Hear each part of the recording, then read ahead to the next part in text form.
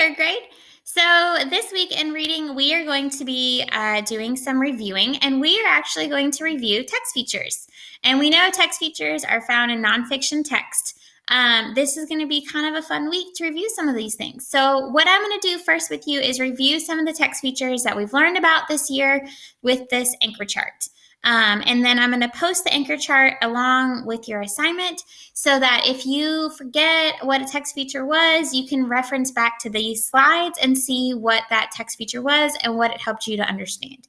So the first thing we need to do is review that text features are usually found in nonfiction text, and they are there to help the reader understand more about the text. So the first text feature that's up on our screen right here is a glossary. And we learned that glossaries are usually found in the back of a book, and they tell you what words mean. So a glossary is kind of like a dictionary. So as you can see on the screen, the first word up here is blubber, and then it tells us that blubber is fat from sea animals.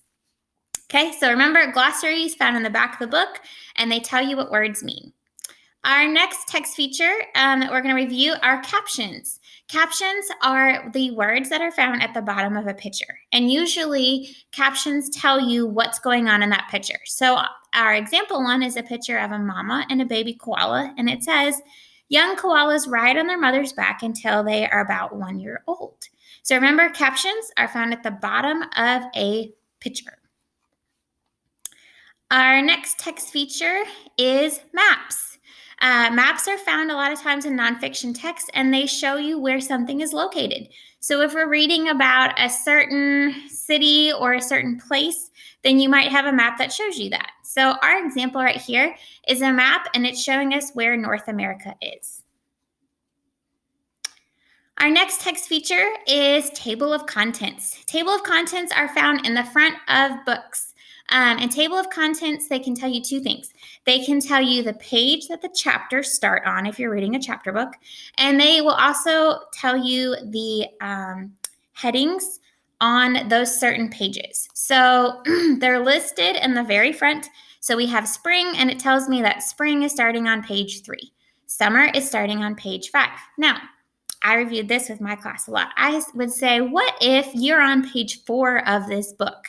What would you still be reading on page 4? Well, page 4 is not listed over here, so I have to think, if I'm on page 3, I'm reading about spring. So if I'm on page 4, I'm still reading about spring. Okay? So remember, table of contents found in the front of a book, and they tell you the page and I can't talk today, I'm sorry. They tell you the page and the name of the chapter and where it starts. Our next one is a very easy one that we have seen a lot, and that is photographs. Photographs are pictures that are taken by a camera, so they're a real life image, as opposed to an illustration. And an illustration is a drawing that somebody has drawn. Okay, charts and graphs are another one, and we see these a lot of times, especially in math.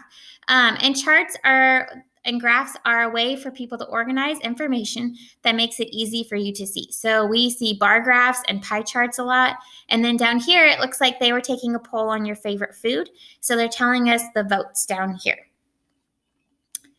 Keywords or bold words is another text feature, and bold words are words that are going to be in like a bigger font or a darker print or in a color, and they stand out versus all of the other words in the text. And they do that to let us know that these are important words. A lot of times your bold words are also your vocabulary words.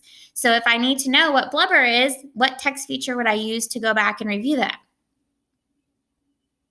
If you said glossary, you're right. So the one we learned about at the very beginning, a glossary, that's going to tell us what the words mean. And if I see a bold word, usually that's where I'm going to go to find out what the word means. So remember, bold words or keywords are words that are important to the text, so they usually stand out.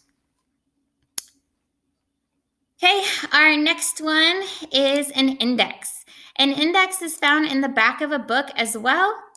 And an index is going to tell you where your bold words are, basically, and it's going to tell us, sorry, this little box will not go away. I'm actually going to go ahead and stop the video because I'm running out of time, and I'll make a second one in 1 minute, okay?